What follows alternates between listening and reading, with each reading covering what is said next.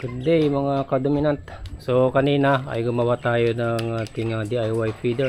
So meron tayong PVC na size 4. Tapos biniyak natin, tapos itinupi lang natin dito para meron siyang stopper. Ayan. Tapos nagwelding tayo dito ng yan, simple lang, bar, para siya yung magiging saluhan. Ayan.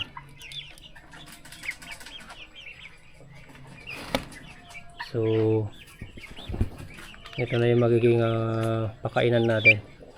Mas maganda at mas convenience kaysa sa papasok pa tayo dun sa loob. Tsaka mas makakaiwas tayo sa mga sakit-sakit sa ating mga manok dahil dito lang tayo sa labas. Tapos yung mesh neto ay pinutol natin dito, grind natin. Yan, grind natin dyan para yan yung magiging pasukan ng kanilang ulo, kagaya nyan. Yan. So para sa akin ay mas maganda yung dito sa labas para mas mabilis. So pakain lang, hindi na natin papasukin yung ating mga manok.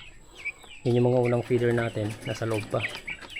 So hindi pa natin tinatanggal yun dahil may mga manok na mas gusto nila yung dry feeding.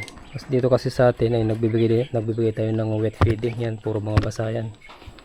Pwede tayo maglagay ng mga vitamins para siguradong ma-absorb agad nila. So kung tutusin, kung tatanggalin ko yung pakainan, kulang pa ito.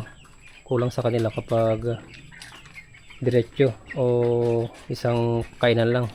So masikip dahil ito ay nasa 74 na heads.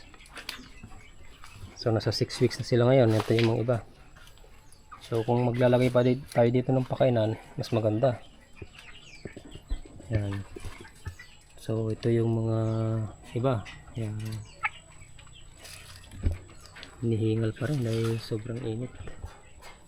Kaya ito, binuksan natin yung yero dito para may access ng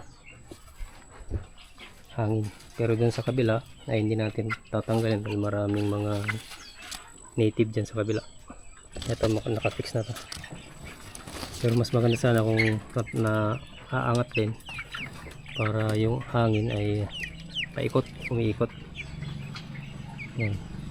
Maganda yung mga ating mga manok. Ito yung mga Rhode Island Red natin. So may sing-sing pa. Kailangan natin tanggalin yun dahil parang nasisipan na. Ang bata pa yan. Yung mga manok natin. So yun lang. In-update ko lang kayo sa ating DIY na pakainan. Yan. Simple lang. Yan. Biyak lang tayo ng PVC. Natin. Yung size na ito ay nasa size 4 na PVC. Hatiin lang tapos ganito. Tapos painitin para baluktot. Medyo luma na kasi ito kaya nabibiyak. Ayan, nabibiyak. Pero meron tayong biniling PVC doon na bago ngayon.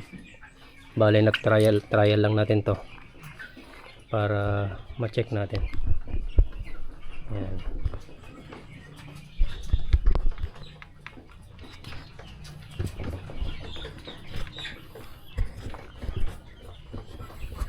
Ito, yung pakainan natin.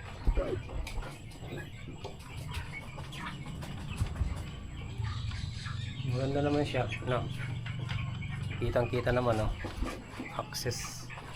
mas accessible yung mga manok pag kumakain. Yan. Mas gustong-gusto nga nila at mas nakakain nila ng maayos. Ayan.